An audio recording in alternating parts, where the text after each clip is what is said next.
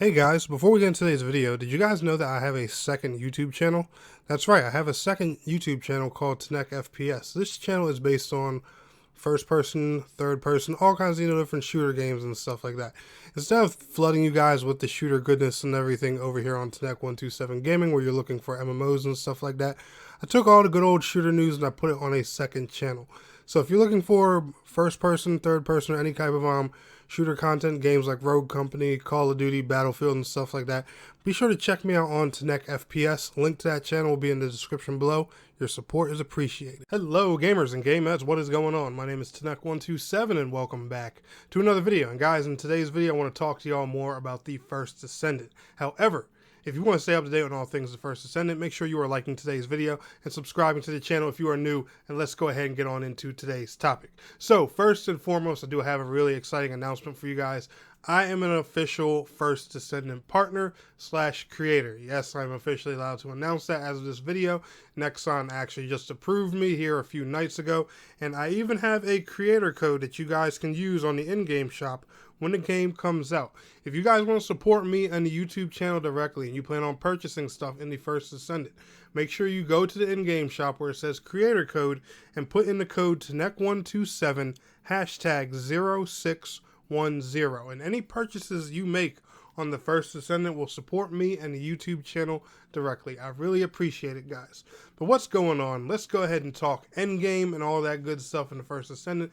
The developers finally released a little devlog about Endgame, and I'm going to go ahead and break things down for you guys, make it short and simple. If y'all want to watch the full version, I'll leave a link to that video down in the video description below for y'all to check out. Let's go ahead and talk about all games and all things Endgame.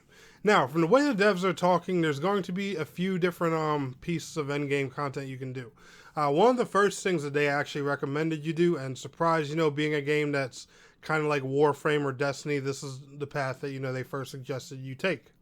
They advise players to, start trying to build more descendants and work on farming and unlocking as many descendants as possible.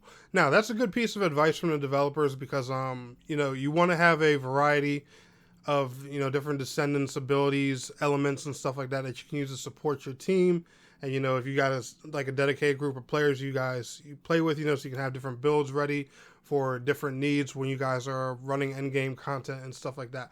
However, me personally, I would say just pick like maybe 2 or 3 that you main and focus on those.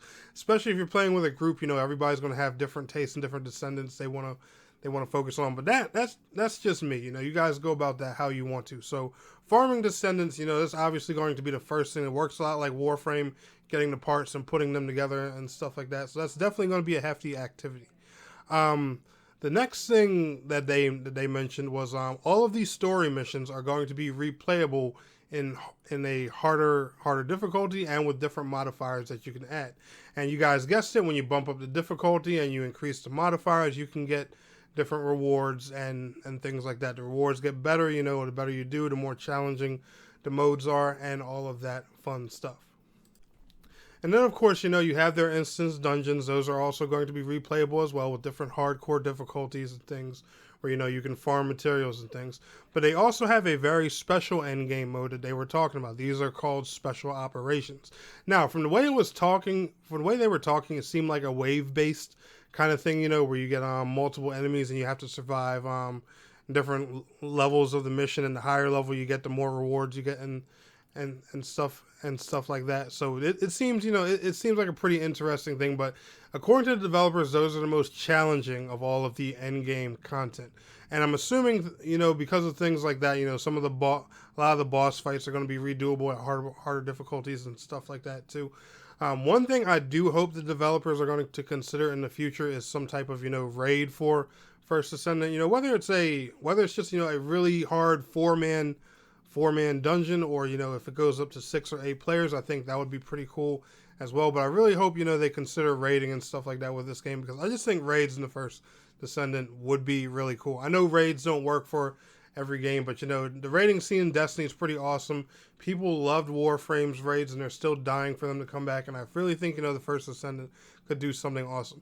Now, one thing I'm going to say is, like I said, make sure y'all watch the devlog, because they go a lot more in depth with the endgame details in there. Some of you might think what I just mentioned may sound pretty bare bones. That's always how these looter shooter games start out. And I want you guys to remember that, because I know people, you know, they get with their live service thing and there's not too much Endgame. You want it this way, because it's either you get to Endgame and, you know, there are some things for you to unlock and you can keep yourself caught up, or you can be overwhelmed with so much to do, and, you know, you never reach that threshold of being able to min-max your build, get your characters where you want them, and stuff like that. So just remember, you know, a light amount of Endgame for when a game first launches is good. And remember, there's plenty more coming in the future. They have huge plans for this game. And guys, I couldn't be more excited. Let me know how you're feeling about some of the Endgame content down in the comments below. But anyway, y'all enjoyed today's video? Smash that like button. I will see y'all in the next one. Peace out. Have a good one.